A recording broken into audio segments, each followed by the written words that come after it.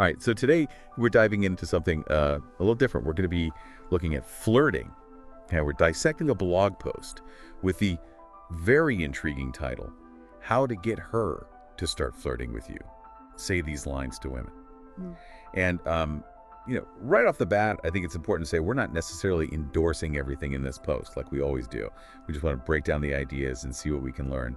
Kind of a social experiment, you know? I like that, a social experiment. Yeah, the title itself is pretty revealing. It frames flirting as this very direct, almost formulaic thing. Like there's a guaranteed outcome if you follow the steps. Right, and it jumps right into the specifics, too. Talking about how important energy is. You got to have this playful, intriguing vibe from the start. And then he gets into what the post calls semi-sexual compliments. Semi-sexual compliments, Okay. interesting choice of words. It's like they're trying to find that middle ground between expressing attraction but not being too overtly sexual. Yeah, like instead of just saying, you look nice, you'd say something Yeah. like, wow, that dress was made for you. Yeah. The post even compares these compliments to spices. Spices? Yeah, like a dash can enhance the flavor, but too much can overpower the whole dish. I see. Clever analogy. It really highlights the need for balance when it comes to flirting. Confidence is key, but you don't want to overdo it. Like even with something as simple as eye contact. Holding someone's gaze for a moment can show confidence, but stare for too long and it gets creepy. It's all about finding that sweet spot then. So it's not just what you say, but how you say it. Exactly. Okay, so the blog post doesn't just stop at compliments. It goes on to talk about flirty questions, like asking, what do you find most attractive in a guy? Or, have you ever made the first move on someone? Okay, so those questions are definitely designed to take the conversation to a more personal level. It's about encouraging the other person to share things about themselves, which can potentially lead to them flirting back.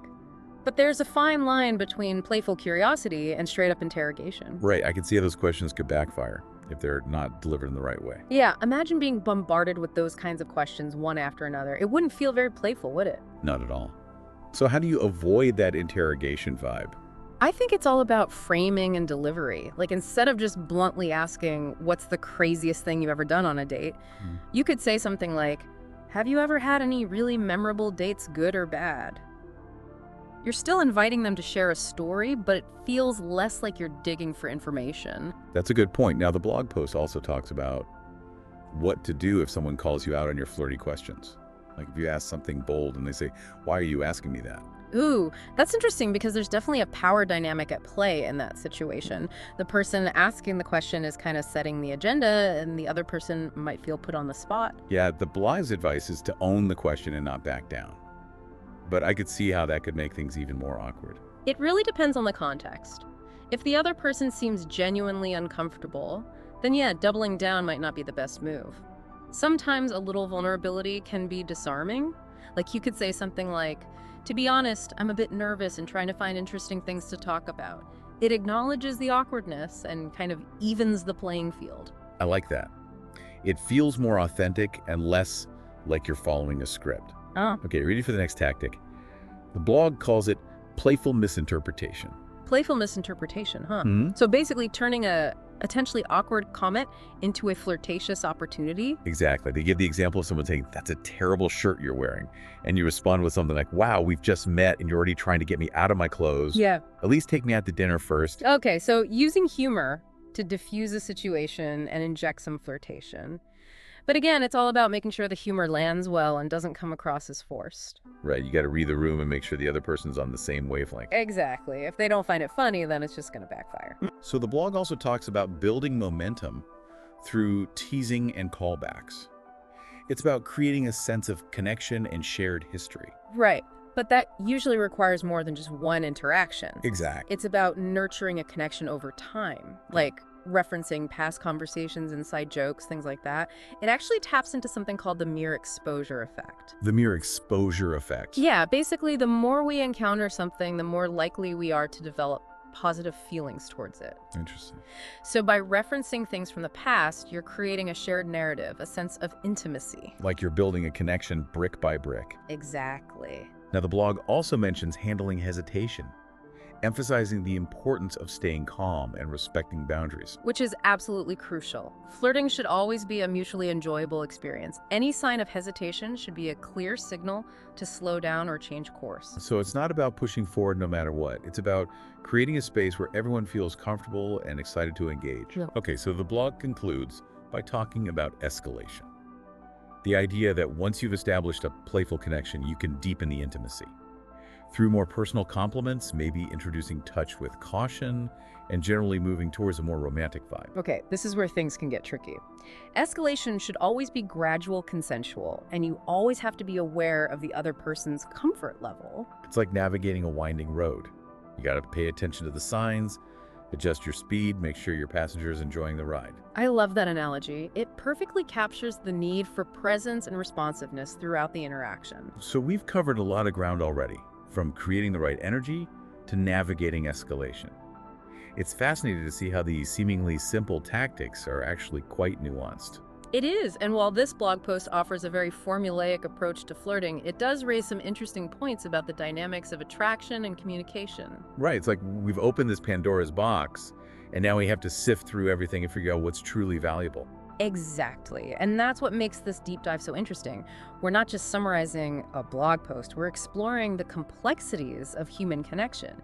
So we've gone through this whole playbook of flirting techniques, but the big question is, does any of this actually work? Yeah, I mean, it all sounds good in theory, but does analyzing flirting like this take all the fun out of it? Like, does knowing the rules actually make you less spontaneous? It's a tough one, right? On one hand, I think understanding the psychology behind it can be helpful. It can make you more confident in your interactions. But if you're too focused on following the rules, it can definitely make you seem stiff and unnatural. Exactly. You don't want to be so worried about saying the perfect line that you miss the natural flow of the conversation. Flirting should feel genuine and effortless, It should. like it's coming from a real place of interest and connection. And that's where emotional intelligence comes in. It's not just about knowing the techniques, but also being able to read the room, sensing the other person's vibe, and adjusting your approach accordingly. So it's a balance between strategy and spontaneity, like learning to play an instrument. You practice the scales and chords, but ultimately you want to be able to improvise and create music that flows naturally. I love that analogy. It really captures the essence of what we're talking about. And it brings us to a really important point. Flirting should be enjoyable. It should feel like a playful exchange, a spark of connection. I totally agree. If you're not having fun, what's the point? Yeah.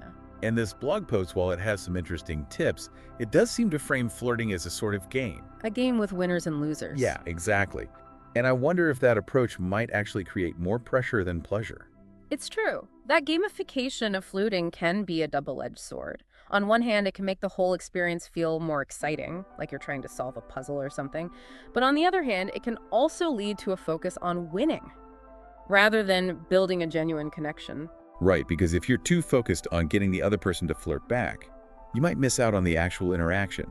The witty banter, the shared laughter, the spark of connection, those are the things that make flirting truly rewarding, regardless of the outcome. Exactly. It's about being present in the moment, appreciating the other person, and letting the interaction unfold naturally. So how do we find that balance between strategy and spontaneity, between intention and intuition? How do we use these flirting tactics without becoming robots or coming across as manipulative?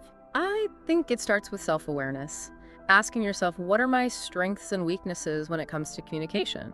What makes me feel confident and comfortable in social situations? Once you understand your own style, you can start to adapt these techniques to fit your personality. You don't have to use every single one. Just choose the ones that resonate with you and feel authentic. It's about finding your own unique rhythm. Exactly. But I'm still thinking about that idea of intentionality. Can you really be both strategic and genuine at the same time? It is a dance. Think of it this way. You can be intentional about creating opportunities for connection, like choosing to go to places where you're likely to meet people who share your interests. You can work on your communication skills, learning to read social cues and express yourself authentically. But ultimately, that spark of connection happens organically. It's a shared energy that goes beyond any script or strategy. I like that. It was about setting the stage, but then letting go and seeing what happens. Exactly. And that brings us to something that's often overlooked in discussions about flirting: respect and consent. Flirting should always be a mutually enjoyable experience, and that means paying attention to the other person's signals and respecting their boundaries. Especially when it comes to escalation. Deepening the intimacy through touch or personal compliments should never feel like a one-way street. It's about making sure everyone is comfortable and enthusiastic about the direction things are going. Absolutely. And that requires ongoing communication, both verbal and nonverbal. Paying attention to these subtle cues that tell you how the other person is feeling. So it's not about conquering or winning. It's about co-creating a fun and engaging experience where everyone feels respected and empowered. Exactly. I wonder, though, if all this analysis could make us overthink things. Like, do we risk becoming so focused on deciphering every glance and gesture that we miss the simple joy of connection? That's a good point. It's like trying to watch a movie while analyzing the cinematography, the acting, the soundtrack. You might miss the emotional impact of the story itself. So how do we avoid falling into that trap? How do we approach flirting with a sense of lightness and playfulness while still being mindful of all these complexities? I think it comes down to finding that sweet spot between awareness and surrender. We can learn from understanding the psychology of flirting, but we also need to let go of the need to control everything and allow the interaction to unfold naturally. So we've spent this deep dive really breaking down flirting, but now that we're wrapping up, I'm kind of left wondering, what are your overall thoughts on this blog post? It felt very tactical, like a step-by-step guide, but I'm not sure it captured the whole essence of flirting. Yeah, it's interesting, isn't it? I mean, the post definitely has some potentially useful tips, but it kind of reduces flirting to just a set of techniques, like it's some kind of science experiment. Right, like there's a formula, and if you follow it, you're guaranteed to get results. Exactly. But human connection isn't that simple. No, it's not. It's not like baking a cake where you just follow the recipe and it always turns out perfect. There's so much more to it than that. So maybe the tactics themselves aren't the most important thing. Maybe it's more about the underlying qualities that make someone attractive. I think so. It's about being genuinely interested in others, radiating warmth and confidence, embracing what makes you unique. It's like that saying, be yourself, everyone else is already taken. Kind of cheesy, but I think it's true. It is. Trying to be someone you're not is never going to work. People can see right through that. So maybe instead of focusing on memorizing lines or following a script, we should focus on cultivating those inner qualities that make us naturally attractive. And that's what I really appreciate about this deep dive. It's not just about learning techniques, but also about becoming more self-aware, more attuned to the subtle dynamics of human connection. It's about the journey, not just the destination. Well said. And on that note, I think it's time for our final question for you, our listeners. Does analyzing flirting techniques make them more or less effective? Does knowing the rules enhance or hinder spontaneity and genuine connection? That's a good one. We'd love to hear your thoughts. It's all about finding that balance between understanding the psychology of flirting and allowing the magic to unfold organically. Maybe the key is to use this knowledge as a guide, not a rule book, to inform our interactions but not dictate them. Exactly. So as you go out into the world and interact with others, remember to embrace the playful energy of flirting. Stay true to yourself, and most importantly, have fun. Thanks for joining us on this deep dive into the art of flirting. We'll see you next time for another exploration of human behavior.